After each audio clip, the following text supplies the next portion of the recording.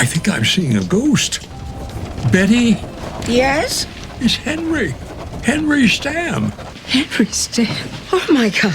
That's Henry Stam. Betty Flynn. You look good, Betty. Oh, my God.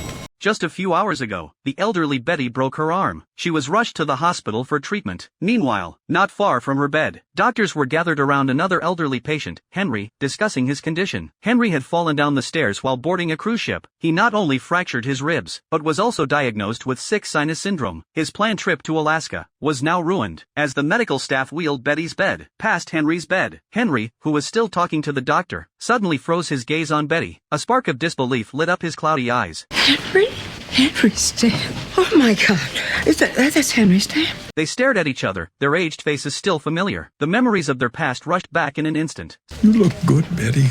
I'm an old lady, Henry. You look pretty damn good for an old lady to be. Maybe we should keep this area clear for emergencies. We haven't seen each other in half a century, miss. Oh, well, all the more reason for you to wait a little longer for your reunion. Yang.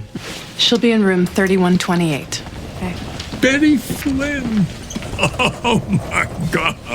Soon, they began to slowly share the story of what had happened. He was my first. She was my first.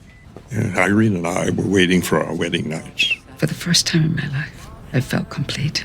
Being with Henry, I felt complete. I wanted to tell Irene. I wanted to call off the engagement.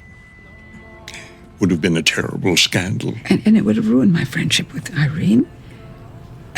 But of course, the friendship was ruined anyway. She just left. And I married Irene.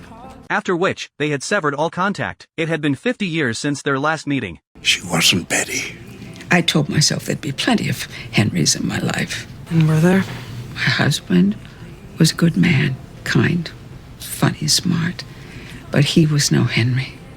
There was never another Henry. The noise of the emergency room seemed to fade away in that moment. The busy doctors unconsciously slowed their steps. Richard, moved by the deep emotion that had lasted half a century, made an exception and placed them in the same room, giving them enough time to talk about the longing and regrets of 50 years. Henry looked at Betty, his heart filled with the preciousness of rediscovered love. He gathered the courage to ask Betty to spend the rest of their lives together. But Betty gave an answer no one expected. I got over you.